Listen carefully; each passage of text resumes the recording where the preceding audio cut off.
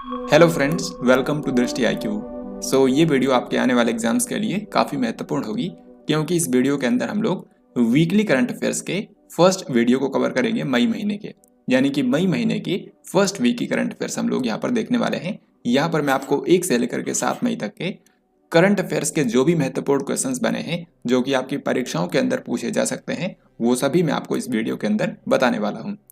तो अगर आपने इस वीक की करंट अफेयर्स नहीं भी देखी है, तो इस वीडियो को देखने के बाद आप इस पूरे वीक के जो करंट अफेयर्स है उसको आसानी से याद रख पाएंगे। तो चलिए आज की वीडियो शुरू करते हैं। सबसे पहला सवाल आपके सामने है, 1 मई 2022 को थल सेना के उप प्रमुख के रूप में किसने पदभार संभाला है? पिछले महीने तक की सिचुएशन क्या थी?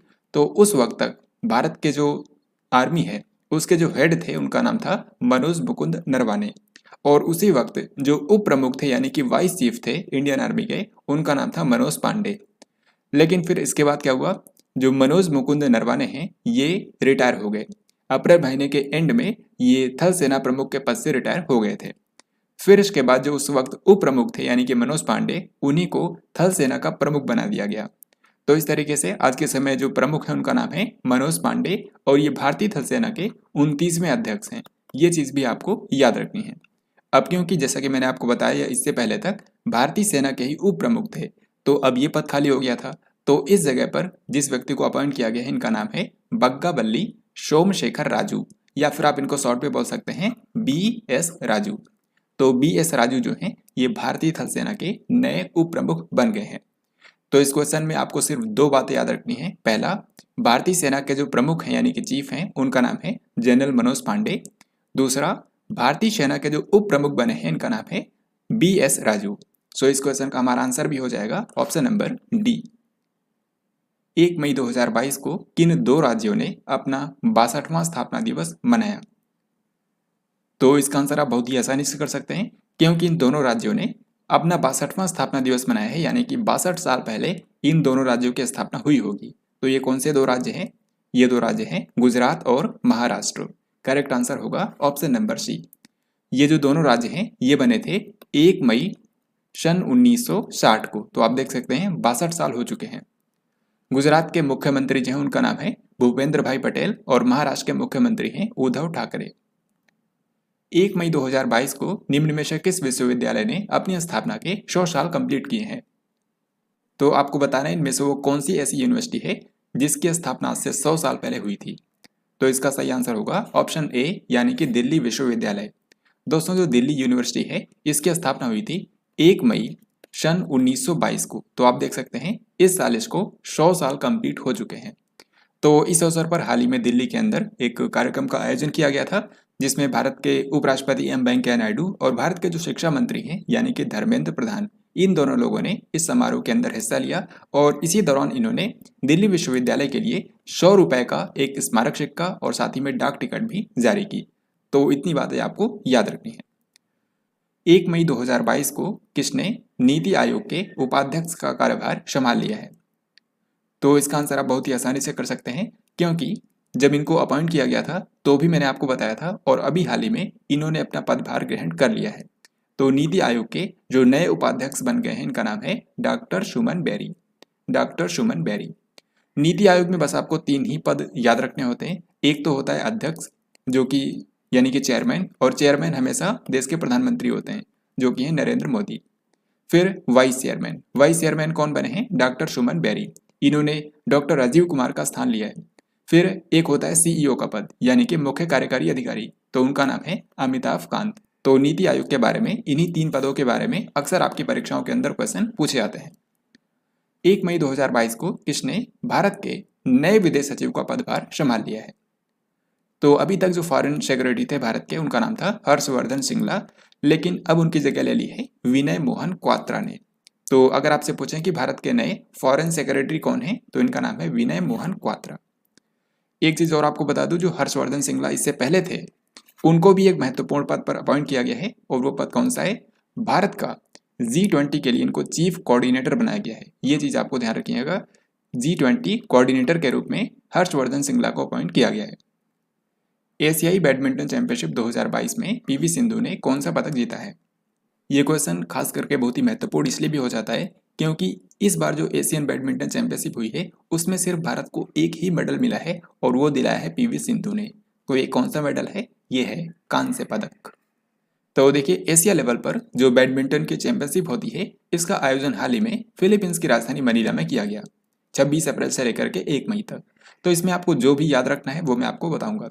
मेडल टेली आप देख सकते हैं, नंबर 1 पर था चाइना और भारत का स्थान था 5वां, क्योंकि भारत ने सिर्फ एक ही मेडल जीता है और वो भी है ब्रॉन्ज। अब ये ब्रॉन्ज मेडल भारत को किसने दिलाया? तो ये मैंने आपको ऑलरेडी बताया, इसको दिलाया है पीवी सिंधु ने, जो कि भारत की एक मशहूर बैडमिंटन खिलाड़ी हैं, 2 बार ओलंपिक्स के अंदर मेडल भी जीत चुकी हैं। 2016 में जब रियो में ओलंपिक्स हुए थे तो इन्होंने सिल्वर मेडल जीता था और फिर 2020 के जो टोक्यो में हुए थे उसमें इन्होंने ब्रॉन्ज मेडल जीता था। तो यहाँ पर जो एशियन चैंपियनशिप हुई है फिलीपींस में, इसमें इन्होंने ब्रॉन्ज मेडल भारत को दिलाया है। आप ये भी देख सकते हैं कि इस टूर्नामेंट के अंदर मेंस सिंगल्स का खिताब और वुमेन्स सिंगल्स का खिताब किन्होंने जीता है। अब आगे बढ़ते हैं। 2 मई 2022 को भारत के किस महान फिल्म निर्माता की 101वीं जयंती मनाई गई? तो हर साल 2 मई को भारत के एक महान फिल्म मेकर की जयंती होती है जिनका नाम है सत्यजीत रे। सत्यजीत रे की आपको एक फिल्म का नाम पता होगा जिसका नाम था पाथेर पंचाली। पाथेर पांचाली, और ये आई थी सन 1955 में और इसके लिए इनको 11 अंतर्राष्ट्रीय पुरस्कार मिले थे, जिसके बाद ये काफ़ी फेमस हुए। यहाँ पर आपको बता दूं कि इनको देश का सर्वोच्च नागरिक सम्मान भी मिल चुका है जिसको बोलते हैं भारत रत्न। भारत रत्न भी इनको दिया गया है। तो यहाँ पर आंसर क्या होगा? आंसर होगा सत्यजीत रे। इनके इस साल 101वीं जयंती मनाई गई है। भारत की पहली सेमीकंडक्टर निर्माण इकाई किस शहर के अंदर स्थापित की जाएगी? तो सेमीकंडक्टर के जो उत्पाद होते हैं उनका निर्माण करने के लिए भारत में पहली बार एक यूनिट बनाई जाएगी और ये खुलेगी कर्नाटक के मैसूर में। सो यहाँ पर आंसर होगा ऑप्शन ए। आपको पता होगा हाल ही में कर्नाटक की जो राजधानी है यानी कि बेंगलुरु, यहाँ पर पहली बार सेमीकॉन इंडिया सम्मेलन का आयोजन हुआ था। सेमीकॉन इंडिया सम्मेलन का जो पहला संस्करण हुआ था वो कर्नाटक की राजधानी बेंगलुरु में हाल ही के अंदर आयोजित किया गया था। तो अब हाल ही में डिसाइड किया गया है कि जो कर्नाटक का मैसूर शहर है यहाँ पर देश की पहली सेमीकंडक्टर निर्माण इकाई की स्थापना की जाएगी। सेमीकंडक्टर जो मटेरियल होता है इसका इस्तेमाल चिप बनाने में भी किया जाता है। अप्रैल 2022 में सकल जीएसटी राजस्व संग्रह कितना रहा, जो कि अब तक का सर्वाधिक है? जीएसटी का मतलब होता है goods and services tax, Hindi में इसको बोलते हैं वस्तु और सेवा कर। ये भारत के अंदर जो अलग अलग तरह के इनडायरेक्ट टैक्सेस थे उन सभी को मिला करके एक इनडायरेक्ट टैक्स बनाया गया जिसका नाम था जीएसटी, और इसको सन 2017 में लॉन्च किया गया था। 2017 में जब इसको भारत में लागू किया गया तब से लेकर के अब तक किसी भी महीने में जो सबसे ज़्यादा जीएसटी कलेक्शन हुआ है वो अब ये भी हुआ है अप्रैल 2022 में। तो अगर आपसे पूछें कि कितना कलेक्शन हुआ है तो ये है 1.68 लाख करोड़ रुपए। सो करेक्ट आंसर हो जाएगा ऑप्शन नंबर ए। यहाँ पर आप इस ग्राफ के अंदर देख सकते हैं जो पिछला वित्त वर्ष था यानी कि 2021-22 और जो मौजूदा वित्त वर्ष है 2022-23, दोनों के मंथ वाइज जीएसटी कलेक्शन के आंकड़े दिए गए हैं। जो ग्रे कलर में यहाँ पर लिखा हुआ है ये पिछले वित्त वर्ष का है और जो येलो कलर में है ये इस साल जो नया वित्त वर्ष चल रहा है इसका आंकड़ा है। तो आप देख सकते हैं अभी इस वित्त वर्ष में सिर्फ एक ही महीना बीता है अप्रैल, तो अप्रैल का जो जीएसटी कलेक्शन हुआ है वो यहाँ पर दिखाया गया है जो कि लगभग है 1.68 लाख करोड़ रुपए, जो कि पिछले साल के वित्त वर्ष के अप्रैल महीने के तुलना में ही लगभग 20% की बढ़ोतरी देखी गई है। तो ये चीज़ भी आपको याद रखनी है। 2 मई को इनमें से किस मंत्रालय ने असम के शिवसागर में एक योग उत्सव का आयोजन किया? तो जैसा कि आप जानते हैं हर साल 21 जून को अंतर्राष्ट्रीय योग दिवस यानी कि इंटरनेशनल डे ऑफ योगा मनाया जाता है और ये भारत के कहने पर ही शुरू हुआ था। सन 2015 में ये पहली बार मनाया गया था और इस साल इसका 8वां संस्करण यानी कि 8वां अंतर्राष्ट्रीय योग दिवस मनाया जाएगा। तो इस 8वें अंतर्राष्ट्रीय योग दिवस में ज़्यादा से ज़्यादा लोग शामिल हो देश और दुनिया भर से, इसीलिए अलग अलग कार्यक्रम देश भर में और दुनिया भर में आयोजित किए जा रहे हैं। तो उसी कड़ी में हाल ही में असम के शिवसागर में योग उत्सव का आयोजन किया गया था। तो इसका आयोजन किसने किया? इसका आयोजन किया है आयुष मंत्रालय ने। सो यहाँ पर आंसर हो जाएगा ऑप्शन नंबर सी। संतोष ट्रॉफी 2021-22 का खिताब किस टीम ने जीत लिया है? संतोष ट्रॉफी जो है, सबसे पहली बात आपको याद रखनी है कि ये फुटबॉल का एक टूर्नामेंट होता है। इस बार इसका आयोजन किया गया था केरल में और इसको केरल ने ही जीत लिया है। तो केरल की जो फुटबॉल टीम है उसने इस बार पश्चिम बंगाल को हरा करके संतोष ट्रॉफी का खिताब जीत लिया है। यहाँ पर आप देख सकते हैं संतोष ट्रॉफी का इस बार 75th एडिशन था, जो कि केरल के मलप्पुरम में आयोजित किया गया। इसमें चैंपियन बना है केरला, जिसने 7वीं बार संतोष ट्रॉफी का खिताब जीता है, और रनर अप यानी कि उप विजेता रहा पश्चिम बंगाल। तो जो भी आपसे पूछा जाए उसका करेक्टली आंसर करना है। संतोष ट्रॉफी फुटबॉल प्रतियोगिता 2021-22 का आयोजन किस शहर के अंदर किया गया? तो आयोजन कहाँ पर किया गया ये पूछा जा रहा है। आयोजन किया गया था केरल के मलप्पुर में। सो आंसर होगा ऑप्शन बी। हाल ही में किसे प्रधानमंत्री का सलाहकार अपॉइंट कर दिया गया है? तो प्राइम मिनिस्टर नरेंद्र मोदी के सलाहकार जो बने हैं, इनका नाम है तरुण कपूर। तरुण कपूर को प्रधानमंत्री का सलाहकार बनाया गया है। ये भारत के पूर्व पेट्रोलियम सचिव हैं। कांस फिल्म फेस्टिवल 2022 के साथ आयोजित होने वाले मार्से डू फिल्म में official country of the honour कौन सा देश होगा? तो कांस फिल्म फेस्टिवल जो है ये हर साल फ्रांस के अंदर आयोजित किया जाता है, क्योंकि फ्रांस में ही कांस नाम का एक शहर है जहाँ पर ये फिल्म फेस्टिवल लगता है। अब इस फिल्म फेस्टिवल के अंदर जो मार्से डू फिल्म का आयोजन किया जाता है, उसमें इस बार official country of the honour के रूप में शामिल किया गया है भारत को। सो यहाँ पर आंसर क्या होगा? आंसर हो जाएगा भारत। एक बात यहाँ पर आपको और ध्यान रखनी है इस बार के कांस फिल्म फेस्टिवल के बारे में, वो ये है कि इसमें जो ज्यूरी मेंबर है उसमें भारत की जो एक्ट्रेस हैं दीपिका पादुकोण, उनको भी शामिल किया गया है। यानी कि कांस फिल्म फेस्टिवल 2022 के ज्यूरी मेंबर्स में दीपिका पादुकोण भी शामिल हैं। यहाँ पर जो 75 लिखा है इसका क्या मतलब है? ये इसका 75वां संस्करण है। दुनिया की सबसे ऊंची चोटी यानी कि माउंट एवरेस्ट पर 26 बार चढ़ने वाले दुनिया के पहले पर्वतारोही कौन बन गए हैं? तो माउंट एवरेस्ट, जो कि आप जानते हैं दुनिया की सबसे ऊंची चोटी है, इस पर आज तक जिस पर्वतारोही ने सबसे ज्यादा बार चढ़ाई की है, इनका नाम है कामी रीता शेरपा। कामी रीता शेरपा, और ये हैं नेपाल के एक मशहूर पर्वतारोही जिनकी उम्र है 53 साल। तो अभी हाल ही में इन्होंने माउंट एवरेस्ट के ऊपर 26वीं बार चढ़ाई की, और इस तरीके से इन्होंने अपना ही रिकॉर्ड तोड़ दिया है। तो सबसे ज्यादा बार किन्होंने चढ़ाई की है? कामी रीता शेरपा ने। अगर आपसे पूछा जाए कि जो माउंट एवरेस्ट है, जो दुनिया की सबसे ऊंची चोटी है, इसकी ऊंचाई कितनी है, तो आपको बताना है 8,848.86 मीटर।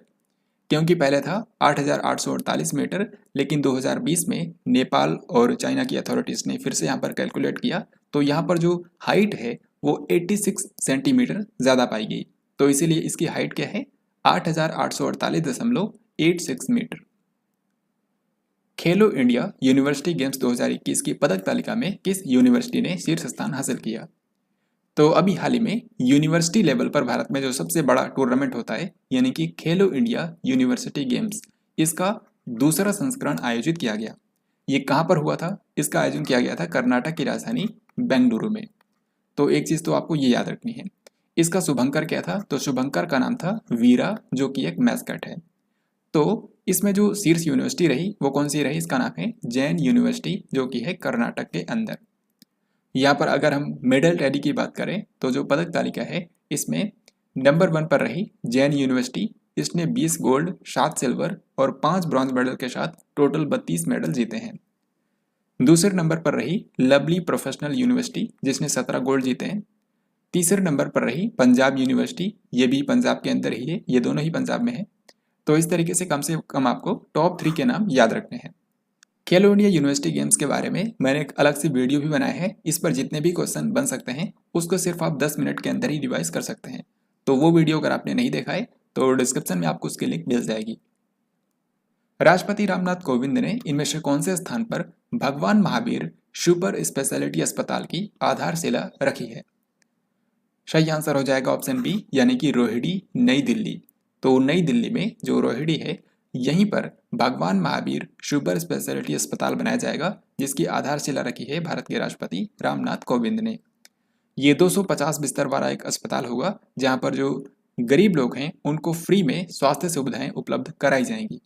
और दोस्तों, जैसा कि आपको पता है, भगवान महावीर जिनके नाम पर यह अस्पताल बनने वाला है, ये जैन धर्म के 24वें और अंतिम तीर्थंकर थे। तो ये भी कई बार एग्जाम में पूछा जाता है, इनको महावीर स्वामी या फिर भगवान महावीर के नाम से भी जानते हैं। हाल ही में भारत के गृह मंत्रालय ने सेवानिवृत्त CAPF यानी कि सेंट्रल आर्म्ड पुलिस फोर्सेस के जो कर्मी हैं, जो रिटायर हो चुके हैं, और जो असम राइफल के कर्मी हैं, इनको रोजगार पाने में सहायता देने के लिए कौन सा पोर्टल लॉन्च किया है? तो सेंट्रल आर्म्ड पुलिस फोर्सेस के जो कर्मी हैं और जो असम राइफल्स के कर्मी हैं जो रिटायर हो चुके हैं, उनको जॉब पाने में हेल्प करने के लिए हाल ही में गृह मंत्रालय ने एक प्लेटफॉर्म तैयार किया है जिसका नाम है CAPF पुनर्वास पोर्टल। CAPF पुनर्वास पोर्टल। गृह मंत्री आज के समय है भारत के अमित शाह। निम्न में से कौन सी कंपनी है जो कि देश की 100वीं यूनिकॉर्न कंपनी बन गई है? यूनिकॉर्न क्या होता है? जब भी कोई स्टार्टअप जिसकी वैल्यू $1 अरब के पार चली जाती है तो उसको बोलते हैं यूनिकॉर्न कंपनी। तो अब तक भारत के अंदर 100 यूनिकॉर्न बन चुकी है, यानी कि भारत के अंदर 100 ऐसी कंपनियां हैं जिनकी जो वैल्यू है, मार्केट में जो वैल्यू है वो $1 अरब से भी ज़्यादा है। तो जो 100वीं कंपनी बनी है इसका नाम है ओपन। करेक्ट आंसर होगा ऑप्शन नंबर ए। और दोस्तों आपको बता दूं कि यूनिकॉर्न कंपनियों की संख्या के मामले में दुनिया में भारत का स्थान है तीसरा। नंबर 1 पर है अमेरिका, नंबर 2 पर है चाइना और तीसरे स्थान पर है भारत। इलेक्ट्रॉनिक्स और सूचना प्रौद्योगिकी मंत्रालय के नए सचिव कौन बन गए हैं? तो भारत का जो मिनिस्ट्री ऑफ इलेक्ट्रॉनिक्स और इंफॉर्मेशन टेक्नोलॉजी है जिसके केंद्रीय मंत्री हैं अश्विनी वैष्णव, तो इसी मंत्रालय में सचिव बन गए हैं ऑप्शन नंबर डी यानी कि अल्केश कुमार शर्मा। तो अल्केश कुमार शर्मा जो हैं ये इलेक्ट्रॉनिक्स और IT मंत्रालय के नए सचिव बन गए हैं। RPF ने अप्रैल 2022 में अवैध वस्तुओं को रेलवे नेटवर्क से परिवहन किए जाने पर कार्रवाई करने के उद्देश्य से कौन सा ऑपरेशन चलाया? तो जैसा कि आप जानते हैं जो विरोधी ताकतें हैं वो अवैध वस्तुओं को एक स्थान से दूसरे स्थान तक ले जाने के लिए कई बार रेलवे नेटवर्क का इस्तेमाल करती हैं। तो ऐसे में जो RPF है इसने हाल ही में इन्हीं के खिलाफ एक ऑपरेशन चलाया और इस ऑपरेशन का नाम था ऑपरेशन सतर्क। सो करेक्ट आंसर हमारा होगा ऑप्शन नंबर सी। इससे पहले मार्च महीने में एक ऑपरेशन चलाया गया था जो रेल टिकट के दलाल होते हैं उनको पकड़ने के लिए, और उस ऑपरेशन का नाम था ऑपरेशन उपलब्ध। ये चीज़ आपको ध्यान रखनी है, काफ़ी महत्वपूर्ण है। और ऑपरेशन गंगा क्या है? ऑपरेशन गंगा जो है ये यूक्रेन में जो भारत के लोग फंस गए थे उनको बाहर निकालने के लिए भारत सरकार द्वारा स्टार्ट किया गया था। प्रधानमंत्री नरेंद्र मोदी ने 2 से लेकर के 4 मई तक किस यूरोपीय देश का दौरा किया? तो प्रधानमंत्री नरेंद्र मोदी की 2022 में ये पहली यात्रा थी, पहली विदेश यात्रा। तो 2 से लेकर के 4 मई तक ये 3 यूरोपीय देशों की यात्रा पर गए थे। सबसे पहले ये गए जर्मनी में, फिर उसके बाद डेनमार्क में, और फिर आखिरी चरण में यानी कि इस यात्रा के आखिरी चरण में गए थे फ्रांस कंट्री के अंदर। सो हमारा आंसर क्या होगा? उपरोक्त सभी। इन कंट्रीज के जो हेड हैं उनका नाम आपको जरूर याद रखना है क्योंकि उन्हीं के साथ भारत के प्रधानमंत्री नरेंद्र मोदी ने द्विपक्षीय वार्ता की है। जैसे कि जर्मनी में जो हेड होता है वो होते हैं चांसलर। तो जर्मनी के चांसलर इस समय कौन है? उनका नाम है ओलफ स्कोल्स। डेनमार्क के अंदर प्रधानमंत्री प्रमुख होता है, तो यहाँ के जो प्रधानमंत्री हैं वो एक महिला हैं जिनका नाम है मेटे फ्रेडरिक्सन। फिर फ्रांस कंट्री के अंदर यहाँ पर राष्ट्रपति होता है, तो यहाँ के जो राष्ट्रपति हैं उनका नाम है इमैनुअल मैक्रोन। तो इन सभी लोगों से PM नरेंद्र मोदी ने द्विपक्षीय वार्ता की। अब अगला सवाल देखते हैं। 4 मई को PM नरेंद्र मोदी ने किस शहर के अंदर आयोजित दूसरे भारत नॉर्डिक शिखर सम्मेलन में भाग लिया? तो भारत नॉर्डिक शिखर सम्मेलन जो होता है ये भारत और जो नॉर्डिक कंट्रीज हैं उनके बीच में आयोजित किया जाता है। नॉर्डिक कंट्रीज कौन से होते हैं? तो नॉर्डिक कंट्रीज उत्तरी यूरोप में स्थित इन 5 कंट्रीज को कहा जाता है। इनमें है डेनमार्क, फिनलैंड, आइसलैंड, नॉर्वे और स्वीडन। आपने जितने भी इंडेक्सेस देखे होंगे ज़्यादातर इंडेक्सेस में यही कंट्रीज आपको टॉप पर मिलते हैं। तो ये जो 5 कंट्रीज हैं उत्तरी यूरोप में स्थित हैं, इन्हीं को नॉर्डिक कंट्रीज बोला जाता है। इनके बीच और भारत के बीच एक सम्मेलन होता है जिसको बोलते हैं भारत नॉर्डिक शिखर सम्मेलन। ये इससे पहले एक ही बार हुआ था सन 2018 में, और अभी हो रहा है दूसरा शिखर सम्मेलन जिसका आयोजन किया गया डेनमार्क की राजधानी कोपेनहेगन में। सो करेक्ट आंसर होगा ऑप्शन नंबर डी। तो इसमें भी भारत के PM नरेंद्र मोदी ने पार्टिसिपेट किया। 4 मई को भारतीय रिजर्व बैंक यानी कि RBI ने रेपो दर में 40 आधार अंकों की बढ़ोतरी करके कितने % कर दिया है? तो जो रेपो दर होती है ये वो रेट होती है जिस पर RBI जो है ये कॉमर्शियल बैंक्स को लोन देता है। तो अभी हाल ही में क्या हुआ है, रेपो रेट को 40 आधार अंकों से बढ़ा दिया गया है। 40 आधार अंकों से बढ़ाने का मतलब है 0.4% की वृद्धि की गई है। तो आपको पता होगा अभी तक जो रेपो रेट थी वो थी 4%, तो अब 0.4% बढ़ गई है यानी कि 4.40% हो चुकी है। सो करेक्ट आंसर होगा ऑप्शन नंबर सी। तो ये आपको बिल्कुल याद रखना है क्योंकि काफ़ी लंबे समय के बाद रेपो रेट में कोई भी चेंज किया गया है। तो अभी के समय रेपो रेट कितनी है? 4.40%। बीसीसीआई यानी कि जो भारत का क्रिकेट कंट्रोल बोर्ड है, इसने हाल ही में भारतीय विकेट कीपर वृद्धिमान साहा को प्रताड़ित करने के आरोप में किस पत्रकार पर 2 वर्ष के लिए प्रतिबंध लगा दिया है?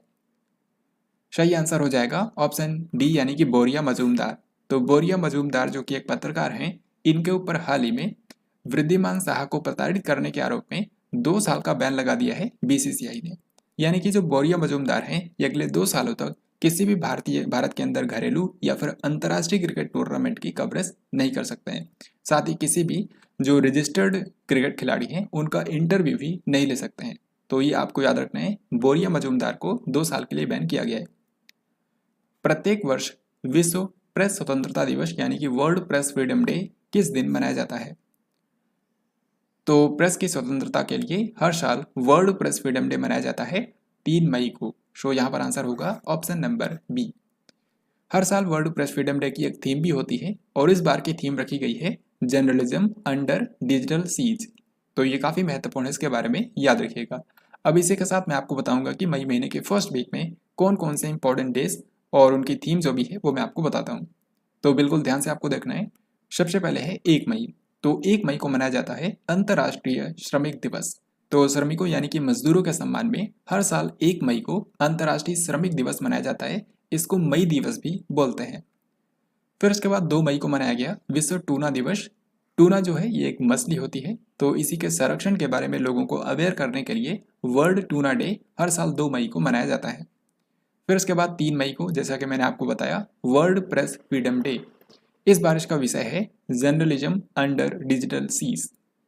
फिर उसके बाद 3 मई को मनाया गया विश्व अस्थमा दिवस यानी कि वर्ल्ड अस्थमा डे। यहाँ पर आपको ध्यान रखना है, जो वर्ल्ड अस्थमा डे होता है ये हर साल फिक्स नहीं होता है। ये हर साल पहले मंगलवार के दिन मनाया जाता है मई महीने में।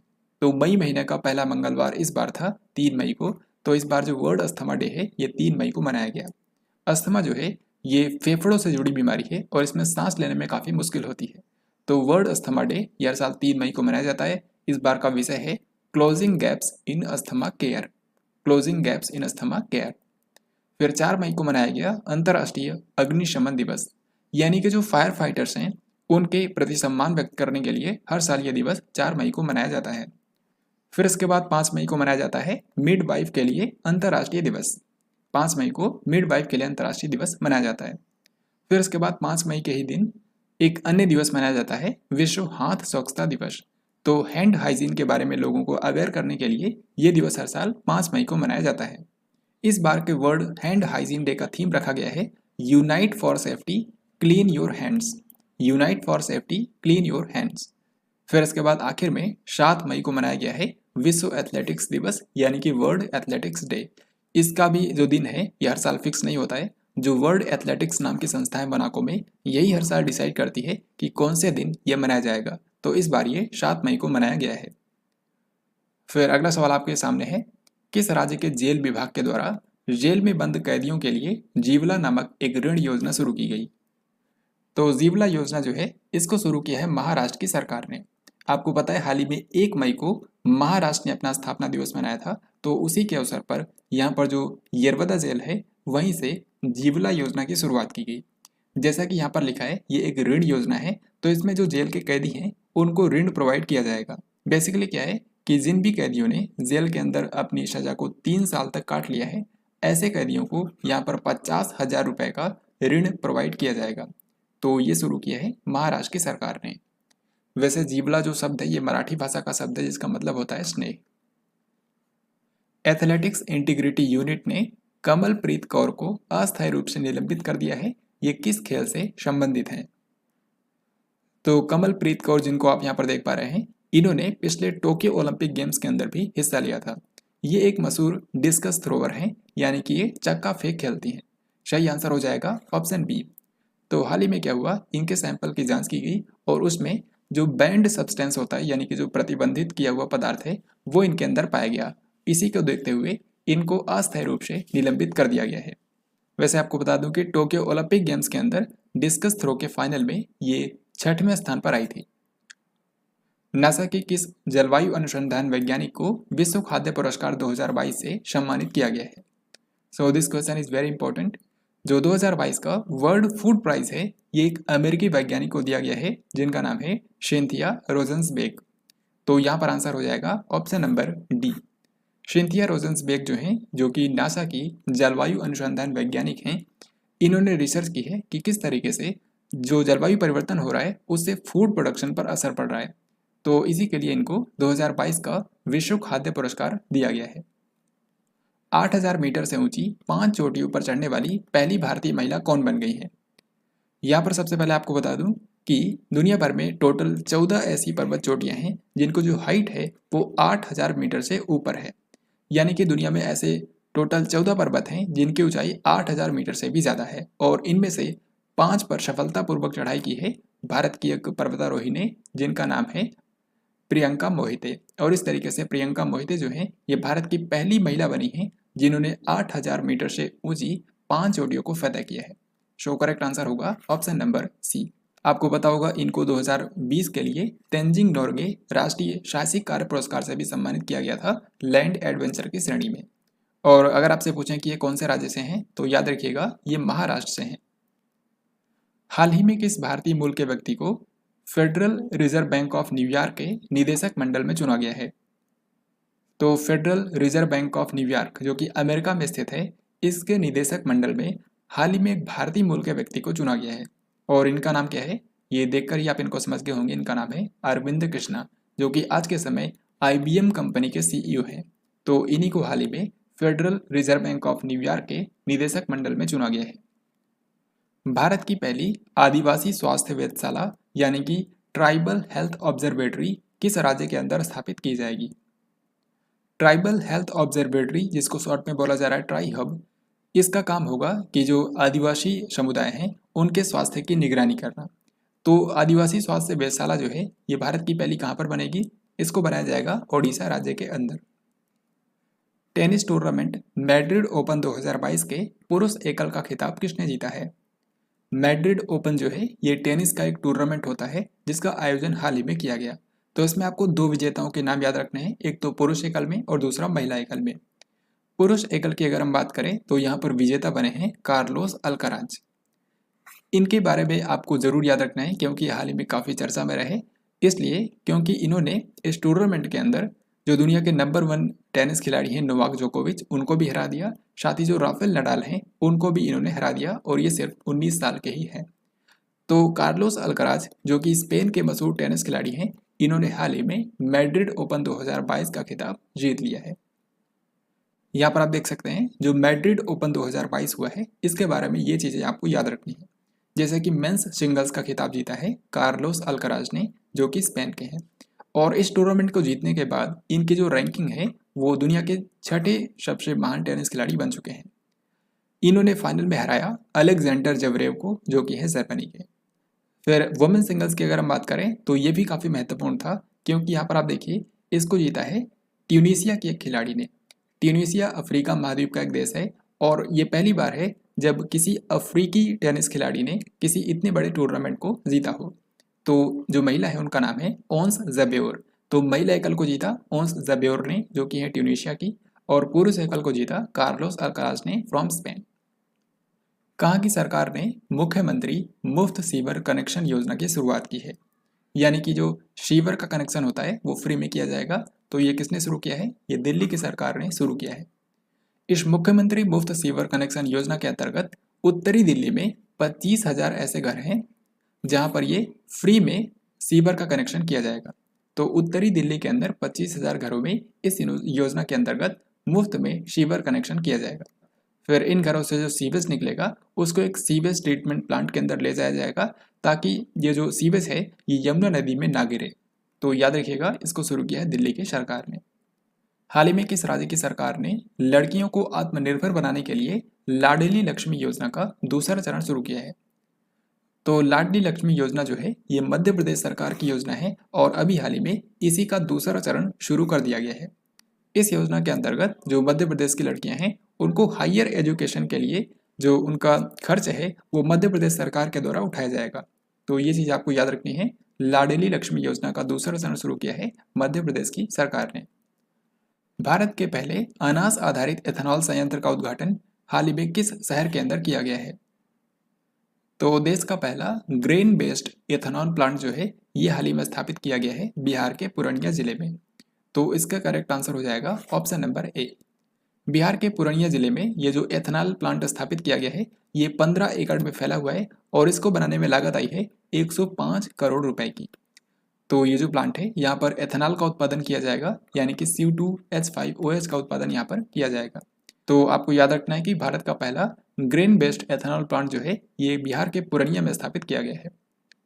हाल ही में किस राज्य की सरकार ने गांव के अंदर 58,000 से भी अधिक स्थानों पर मुफ्त वाईफाई की सुविधा प्रदान करने की अनाउंसमेंट की है? सही आंसर हो जाएगा ऑप्शन डी, यानी कि उत्तर प्रदेश। उत्तर प्रदेश के अंदर जो 58,000 से भी ज़्यादा ग्राम पंचायतें हैं वहाँ पर ग्राम सचिवालय बनाया जा रहा है और हर एक ग्राम सचिवालय के 50 मीटर के दायरे में फ्री वाईफाई सुविधा प्रदान की जाएगी। हर एक ग्राम सचिवालय के 50 मीटर के दायरे में मुफ्त वाईफाई सुविधा प्रदान की जाएगी, ये कहा है उत्तर प्रदेश की सरकार ने। अमेरिका में आयोजित मियामी ग्रैंड प्रिक्स 2022 किस फार्मूला 1 ड्राइवर ने जीती है? मियामी ग्रैंड प्रिक्स 2022 जो है ये इस साल की 5वीं फार्मूला 1 रेस थी और इसको जीत लिया है मैक्स वर्स्तापन ने, जो कि नीदरलैंड के ड्राइवर हैं। यहाँ पर आप देख सकते हैं 2022 में जो फार्मूला 1 रेस हुई है अभी तक सिर्फ 5 ही हुई है। उनमें से 3 को जीता है मैक्स वर्स्तापन ने और 2 को जीता है चार्ल्स लेक्लर्क ने। तो इस तरीके से आपको इसे ध्यान रखना है। नेक्स्ट क्वेश्चन भी यहाँ पर स्पोर्ट्स के बारे में ही है। आपको बताना है कि हाल ही में किस भारतीय एथलीट ने 5000 मीटर रेस में 30 साल पुराना राष्ट्रीय रिकॉर्ड तोड़ दिया है? तो इसका जो सही आंसर होगा ये होगा ऑप्शन नंबर सी, यानी कि अविनाश साबले। जो अविनाश साबले हैं जिनको आप यहाँ पर देख पा रहे हैं ये भारत के एक मशहूर एथलीट हैं। पिछले बार जो ओलंपिक गेम्स हुए थे उसमें भी इन्होंने 3000 मीटर स्टीपल चेस के अंदर पार्टिसिपेट किया था। हालांकि ये वहाँ पर कोई भी मेडल नहीं जीत पाए थे। तो इन्होंने हाल ही में क्या हुआ है, अमेरिका के अंदर एक टूर्नामेंट हुआ जिसमें इन्होंने 5000 मीटर की जो रेस होती है उसमें 30 साल पुराना भारत का एक राष्ट्रीय रिकॉर्ड तोड़ दिया है। 30 साल पहले रिकॉर्ड बनाया था भारत में बहादुर प्रसाद ने, क्योंकि इन्होंने 13 मिनट 29 सेकंड के अंदर इसको निकाला था। जबकि अविनाश साबले जो है इन्होंने 5000 मीटर की जो रेस है इसको 13 मिनट 25 सेकंड के अंदर ही निकाला है। तो इस तरीके से इन्होंने नया राष्ट्रीय रिकॉर्ड बनाया है। $100 बिलियन के वार्षिक राजस्व को पार करने वाली पहली भारतीय कंपनी कौन सी बन गई है?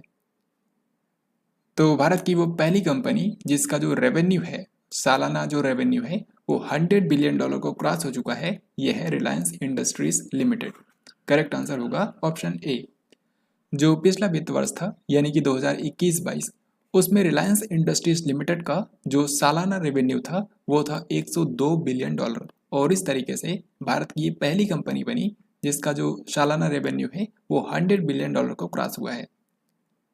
चीन के अंदर होने वाले एशियन गेम्स 2022 को स्थगित कर दिया गया है। इसका आयोजन चीन के किस शहर में होना था? तो जो एशियाई खेल होने वाले हैं ये चीन के अंदर आयोजित किए जाएंगे, लेकिन क्योंकि चीन के अंदर कोरोना वायरस काफ़ी तेजी से फैल रहा है इसको देखते हुए ये जो गेम्स हैं अभी के लिए इनको स्थगित कर दिया गया है। तो ये कहाँ पर होने हैं, यहाँ पर आप इसके लोगो में भी देख सकते हैं। जो 19th एशियन गेम्स होंगे ये हांगझोउ में आयोजित किए जाएंगे। सो करेक्ट आंसर होगा ऑप्शन नंबर सी।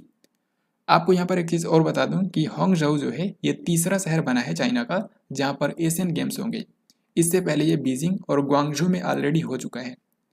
ये क्वेश्चन भी यहाँ पर स्पोर्ट्स के बारे में ही है। आपको बताना है कि चौथे खेलो इंडिया यूथ गेम्स 2021 का आधिकारिक शुभंकर क्या है? तो खेलो इंडिया यूथ गेम्स 2021 जो है ये कोविड-19 महामारी के चलते 2021 में होना था लेकिन नहीं हो पाया था, तो अभी इसका आयोजन जून महीने के अंदर होने वाला है। तो हाल ही में 8 मई को इसके लिए लोगो, इसका ऑफिशियल मैस्कट और जर्सी वगैरह जारी की गई। तो इसका जो ऑफिशियल मैस्कट है यानी कि शुभंकर, इसका नाम है धाकड़। तो यहाँ पर आप इसको देख भी सकते हैं। जो धाकड़ एक बुल है इसको हाल ही में खेलो इंडिया यूथ गेम्स 2021 के लिए मैस्कट बनाया गया है। और ये कहाँ पर होगा अगर आपसे ये पूछा जाए तो इसका आयोजन किया जाएगा हरियाणा के पंचकुला में, ये आप इसके लोगों में देख सकते हैं। हरियाणा का जो पंचकुला है ये इसके लिए मेन सिटी होगा यानी कि मेन वेन्यू यही होगा, लेकिन इसके अलावा भी कुछ अन्य शहरों में होगा जैसे कि शाहबाद, अम्बाला, चंडीगढ़ और दिल्ली। यहाँ पर भी इसके कुछ गेम्स खेले जाएंगे। यहाँ पर आप देख सकते हैं भारत के खेल मंत्री अनुराग ठाकुर ने इसका अनावरण किया है। अब इस बार के खेलो इंडिया यूथ गेम्स के अंदर टोटल 5 ऐसे नए खेल हैं जो पहली बार जोड़े गए हैं, तो इनके बारे में आपको ज़रूर ध्यान रखना है। जैसे कि एक तो है मलखंभ, दूसरा है योगासन, फिर ये जो 3 हैं ये भारत के अलग अलग राज्यों के मार्शल आर्ट हैं। जैसे कि गतका, ये पंजाब का मार्शल आर्ट है तो इसको भी शामिल किया गया है। थांग ता, ये मणिपुर का मार्शल आर्ट है तो इसको शामिल किया गया। और फिर आखिर में है कलारी पयट्टू, ये केरल राज्य का मार्शल आर्ट है। तो इस तरीके से ये जो 5 स्पोर्ट्स हैं इनको शामिल किया गया है। ये भारत के पारंपरिक खेल हैं तो इनको बढ़ावा देने के लिए इनको इस बार के गेम्स के अंदर शामिल किया गया है। तो अब आगे बढ़ते हैं। इसरो ने शुक्र ग्रह के अध्ययन के लिए किस वर्ष के अंत तक अपना मिशन भेजने की योजना बनाई है? तो शुक्र ग्रह, जिसको अंग्रेजी में वीनस बोला जाता है, ये आपको पता है हमारे पूरे सोलर सिस्टम का सबसे हॉटेस्ट प्लैनेट है, यानी कि सबसे गर्म ग्रह है। और वो इसलिए क्योंकि इसके वायुमंडल में कार्बन डाइऑक्साइड की अधिकता है। जो इसका पूरा एटमॉस्फेयर है, इसके एटमॉस्फेयर में 96% कार्बन डाइऑक्साइड ही है, जो कि एक ग्रीन हाउस गैस है। और उसी के चलते जो वीनस है वहाँ पर इतना ज़्यादा टेम्परेचर है। तो शुक्र ग्रह का जो वायुमंडल है और इसके जो सरफेस है उसका अध्ययन करने के लिए जो भारत का स्पेस एजेंसी है इसरो, ये भी अपना एक मिशन भेजेगा जिसका नाम होगा शुक्रयान-1। तो शुक्रयान-1 जो है ये कब भेजा जाएगा? इसको 2024 के एंड तक भेजा जाएगा। सो आंसर होगा ऑप्शन सी। और इसरो के जो नए अध्यक्ष बने हैं उनका नाम है एस सोमनाथ। केंद्रीय प्रत्यक्ष कर बोर्ड यानी कि सीबीडीटी के अध्यक्ष का अतिरिक्त प्रभार किसको दिया गया है? जो central board of direct taxes है, ये भारत के अंदर जो प्रत्यक्ष कर हैं उनके लिए बोर्ड है। तो इसके अध्यक्ष अभी तक थे जीबी महापात्रा, लेकिन अब वो रिटायर हो चुके हैं। और क्योंकि अब वो रिटायर हो गए हैं और किसी अन्य को अपॉइंट नहीं किया गया है, तो इसीलिए कुछ समय के लिए अतिरिक्त प्रभार दे दिया गया है संगीता सिंह को। तो जब तक सीबीडीटी के नए अध्यक्ष नहीं चुन लिए जाते हैं तब तक यही इसका कार्यभार संभालेंगी। विश्व प्रेस स्वतंत्रता सूचकांक 2022 में भारत को कौन से स्थान पर रखा गया है? This question is very very important. जो वर्ल्ड प्रेस फ्रीडम इंडेक्स होता है ये बताता है कि किस कंट्री के अंदर वहाँ के प्रेस को, मीडिया को कितनी आज़ादी है। तो इस बार टोटल 180 देशों को रैंक किया गया है। इन 180 देशों में से भारत का स्थान है 150वां। सो यहाँ पर आंसर हो जाएगा ऑप्शन नंबर डी। अब अगर आपसे पूछे कि इसमें नंबर 1 पर कौन है, तो वर्ल्ड प्रेस फ्रीडम इंडेक्स के अंदर जो नंबर 1 कंट्री है वो है नॉर्वे। NORWAY, नॉर्वे है इसमें नंबर 1 पर। भारत का स्थान मैंने आपको बताया 150वां है। और अगर आपसे पूछें कि आखिर में कौन है, तो आखिर में है नॉर्थ कोरिया। यहाँ पर आप देख भी सकते हैं, इसको जारी किया है रिपोर्टर्स विदाउट बॉर्डर्स नाम की संस्था ने, जो कि पेरिस के अंदर स्थित है। इसमें टॉप 3 कंट्रीज ये रहे। नंबर 1 पर था नॉर्वे। भारत की अगर रैंकिंग की बात करें तो 2022 में है 150वीं, लेकिन पिछले साल भारत की रैंक थी 142। तो आप देख सकते हैं भारत 8 पायदान नीचे फिसल कर आ चुका है 150वें स्थान पर। सबसे जो आखिरी कंट्री है ये है नॉर्थ कोरिया, जिसके रैंक है 180। बाकी यहाँ पर जो अन्य कंट्रीज हैं, भारत के कुछ पड़ोसी देश हैं, अमेरिका, रशिया, इनकी भी आप रैंकिंग देख सकते हैं।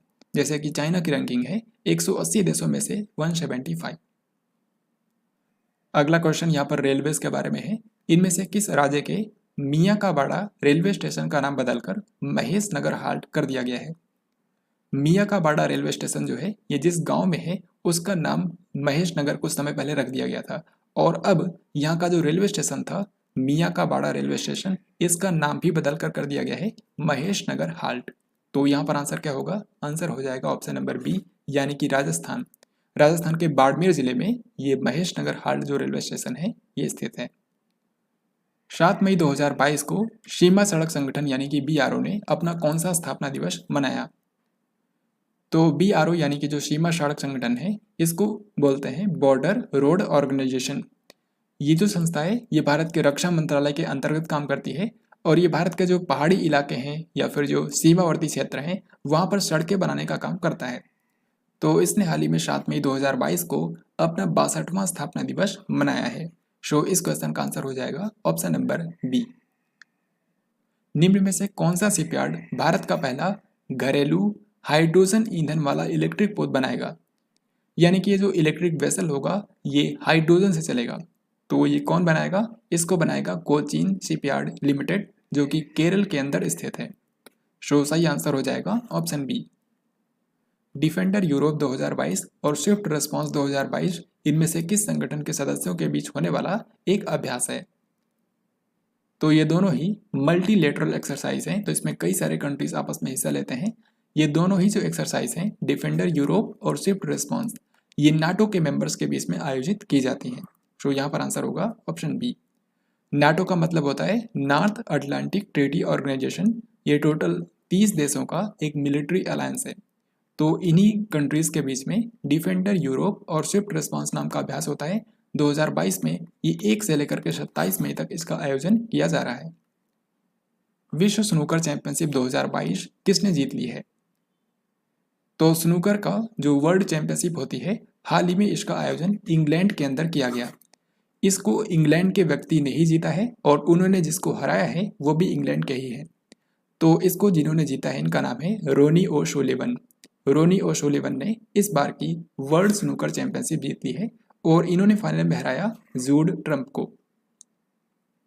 किस राज्य की सरकार ने मुख्यमंत्री मितान योजना की शुरुआत की है? मुख्यमंत्री मितान योजना में जो मितान है इसका मतलब होता है मित्र।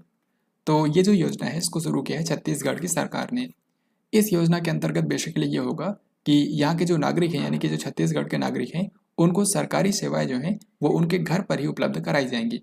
तो छत्तीसगढ़ के जो मुख्यमंत्री हैं भूपेश बघेल, उन्होंने हाल ही में इसको शुरू किया है। बंगाल की खाड़ी में उठे चक्रवात आसानी को नामकरण किस देश ने किया है? तो हाल ही में बंगाल की खाड़ी में एक चक्रवात आया जिसका नाम था आसानी, और इसको ये नाम दिया था श्रीलंका ने। सो यहाँ पर आंसर हो जाएगा ऑप्शन नंबर सी। तो यहाँ पर आप देख सकते हैं ये जो आसानी नाम का चक्रवात हाल ही में बंगाल की खाड़ी में उठा था, इसने भारत के ओडिशा, पश्चिम बंगाल, इसके अलावा आंध्र प्रदेश, इन सब राज्यों को प्रभावित किया। साथ ही इसने श्रीलंका को भी प्रभावित किया। तो इतनी बातें आपको याद रखनी है। सो फ्रेंड्स, ये था आज का लास्ट क्वेश्चन। आई होप आपने इस वीडियो को ध्यान से देखा होगा। यहाँ पर अब मैं आपको 2 क्वेश्चन पूछूंगा जिनके राइट आंसर आपको कमेंट बॉक्स में लिखकर बताने हैं। पहला सवाल आपके सामने है, एशियाई बैडमिंटन चैंपियनशिप 2022 में पीवी सिंधु ने कौन सा पदक जीता है? और दूसरा सवाल यह है कि इनमें से किसने दुनिया की सबसे ऊंची चोटी माउंट एवरेस्ट पर सर्वाधिक बार चढ़ने का रिकॉर्ड बनाया है? तो इन दोनों क्वेश्चंस के राइट आंसर आपको कमेंट बॉक्स में लिखकर बताने हैं। सो इस तरीके से आज की इस वीडियो के अंदर हम लोगों ने मई महीने के फर्स्ट वीक यानी कि 1 से लेकर के 7 मई की जो करंट अफेयर्स है उन सभी को हम लोगों ने यहाँ पर कवर किया है। तो आई होप आपको आज का ये वीडियो पसंद आया होगा। हम लोग जल्दी मिलेंगे मई महीने के 2nd वीक की वीडियो में। तब तक के लिए जय हिंद, वंदे मातरम।